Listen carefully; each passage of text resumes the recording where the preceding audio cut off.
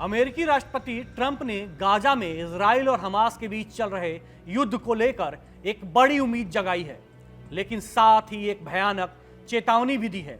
Trump ने संकेत दिया है कि गाजा संघर्ष अब समाप्ति के कगार पर है।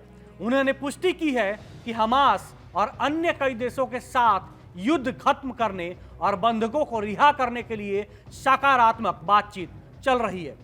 ट्रंप ने साफ शब्दों में चेतावनी दी है कि अगर इस प्रक्रिया में और देरी की गई तो इतना भीषण रक्तपात होगा जो किसी ने देखा नहीं होगा।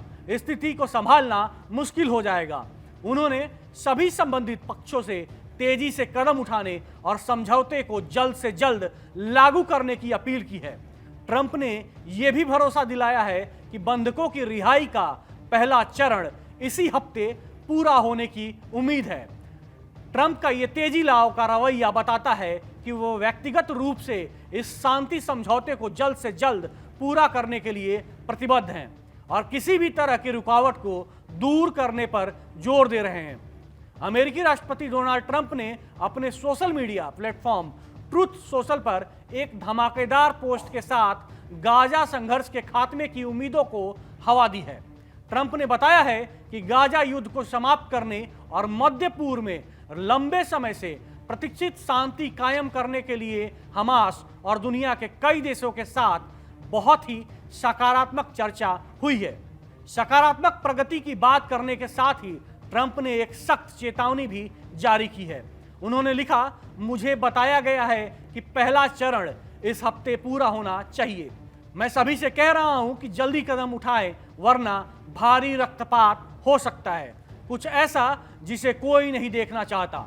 ट्रंप का यह बयान स्पष्ट करता है कि वो इस शांति प्रक्रिया को फास्ट ट्रैक पर ले जाना चाहते हैं। उनकी चेतावनी ये दर्शाती है कि अगर समय रहते समझौता नहीं हुआ तो गाजा में स्थिति और भी भयावह हो सकती है। गाजा में शांति बहाली की उम्मीदें मजबूत हुई हैं क्योंकि हमास ने भी अब इजराइल के साथ बंधकों की अदला बदली की प्रक्रिया जल्द शुरू करने की इच्छा जताई है। प्रतिनिधियों का इस उच्च स्तरीय बैठक के लिए एक साथ आना इस बात का मजबूत संकेत है कि युद्ध विराम और बंधकों की रिहाई का रास्ता अब खुल चुका है। सभी देश मिलकर इसे अस्थायी युद्ध विराम का मौका मान रहे हैं और खुद इजरायली पीएम नेतन्याहू ने भी इसे लेकर उम्मीद जताई है कि आने वाले दिनों में बंधकों की रिहाई की शुरुआत हो सकती है। एएफपी की रिपोर्ट के मुताबिक हमास के एक बड़े लीडर ने भी इस समझौते के तहत युद्ध समाप्त करने और तुरंत कैदी अदला बदली की प्रक्रिया शुरू करने पर सहमति जताई है और कहा है मौजूदा हालात में इसे जल्दी लागू करना चाहिए।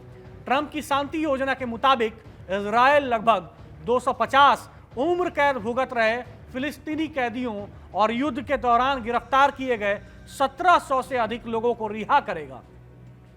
इसके बदले गाजा में बचे 47 बंधकों की रिहाई होगी। इनमें से इजरायली सेना का कहना है कि 25 की मौत हो चुकी है। डोनाल्ड ट्रंप ने कहा कि वो सदियों पुराने संघर्ष की निगरानी करते रहेंगे और उम्मीद जताई कि इस बार इस अस्थायी शांति की दिशा में एक निर्णायक कदम साबित होगा।